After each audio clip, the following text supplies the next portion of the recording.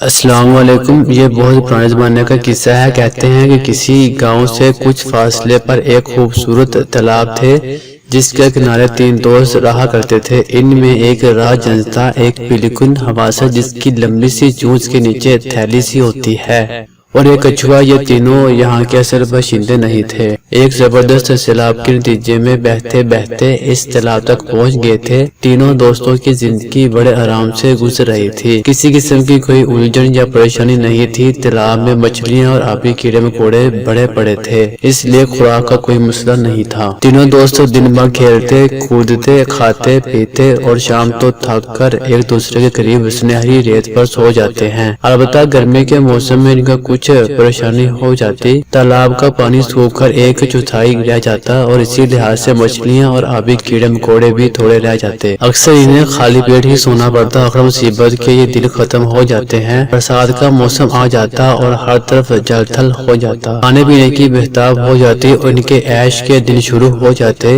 ایک سال کچھ ایسا ہوا کہ برسات کا موسم آیا تو ضرور، لیکن بن برسے گزر گیا۔ 2-1 مرتبہ ہلکی پھلکی پھوار سی پڑی اور بس نتیجہ اس کا یہ نکلا کہ تالاب سوکھ کر دلدل کیچڑ میں تبدیل ہو گیا۔ مچھلیاں اور آبی کیڑے مکوڑوں کو شکاری پرندے اچک لے گئے اور یوں تینوں دوست کھانے کے عذاب میں مبتلا ہو گئے۔ اب اس تالاب سے ہجرت کرنا لازمی ہو گیا تھا، کیونکہ موت دبے پاؤں ان کی طرف بڑھتی چلی آ رہی تھی۔ اب جائیں تو کہاں؟ تب راج ہنس نے کہا، میں نے یہاں سے 10-12 میل دور ایک بہت بڑا تالاب دیکھا ہے جو آج بھی پانی سے لبالب بھرا ہوا ہے۔ چلو وہیں چلتے ہیں اور ایک نئی زندگی شروع کرتے ہیں۔ اچھی تصویر ہے، پیلیکن بولا، لیکن اس میں ایک مشکل ہے۔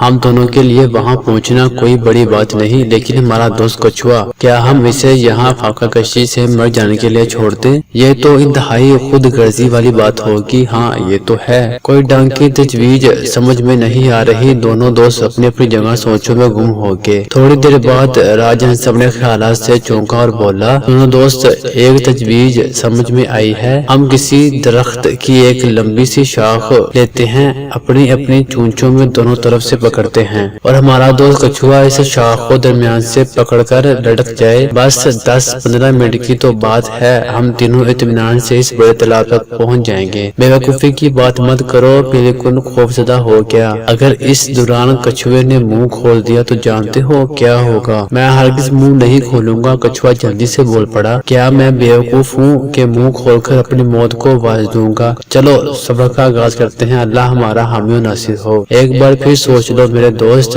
تم ایک انتہائی خطرناک کام کرنے جا رہے ہو۔ اگر کسی وجہ سے تمہارا منہ کھل گیا تو پھر کوئی معجزہ ہی تمہیں بچا سکتا ہے۔ لیکن ابھی تک اس تجویز سے متفق نہیں تھا، پتہ نہیں کیوں اس کا دل دھڑک رہا تھا۔ کچھ نہیں ہوگا، اطمینان رکھو، میں کسی بھی قیمت پر منہ نہیں کھولوں گا۔ کچھوے کے لہجے میں خود اعتمادی تھی۔ آخر سفر شروع ہوا تو جلد ہی وہ علاقہ شروع ہو گیا جس کے قریب یہ تالاب واقع تھا۔ بہت سارے بچے میدان میں کھیل رہے تھے۔ تینوں کو اڑتے دیکھ کر شور مچانے لگے، واہ واہ کیا منظر ہے! 2 پرندے ایک کچھوے کو اڑائے لیے چلے جا رہے ہیں۔ خوب یہ ہے سچی دوستی۔ جلد ہی منظر غائب ہو گیا۔ 5-6 منٹ کی اڑان کے بعد ایک میدان آ گیا۔ میدان میں فٹ بال کا میچ ہو رہا تھا۔ کھیل دیکھنے کے لیے سارا گاؤں جمع تھا۔ اچانک کسی آدمی کی نظر ان پر پڑی تو وہ چیخنے لگا، اوپر دیکھو اوپر دیکھو، واہ کیا خوبصورت منظر ہے! خوب 2 دوست اپنے تیسرے دوست کو ساتھ لے کر اڑتے چلے جا رہے ہیں۔ دوستی ہو تو ایسی۔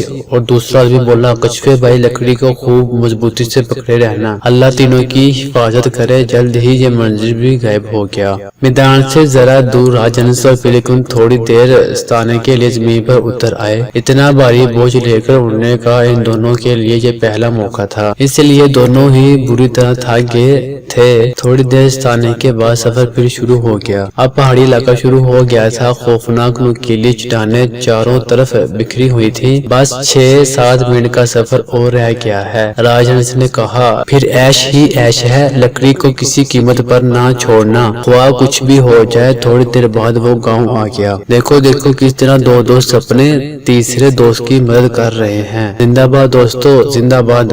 ارے او بیوقوف کچھوے! اچانک ایک آدمی چیخا، کیوں اپنی شامت کو آواز دے رہا ہے؟ جانتا ہے اگر گر گیا تو تیرا قیمہ بن جائے گا۔ الو گدھا کہیں کا۔ کچھوا اب تک بڑی صبر قدمی کے ساتھ لکڑی کو منہ سے پکڑے ہوئے تھا، لیکن اس آدمی کے الفاظ سن کر کچھوے کو سخت غصہ آیا۔ غصے میں اس نے ساری احتیاط بالا تاک کر رکھ دی اور تیش کے عالم میں چیخا، تم خود ہوگے الو، بیوقوف، گدھے، احمق۔ اور یہی چند الفاظ تھے جو کچھوے کے منہ سے نکل سکے اور پھر وہ نیچے کی طرف چلا گیا۔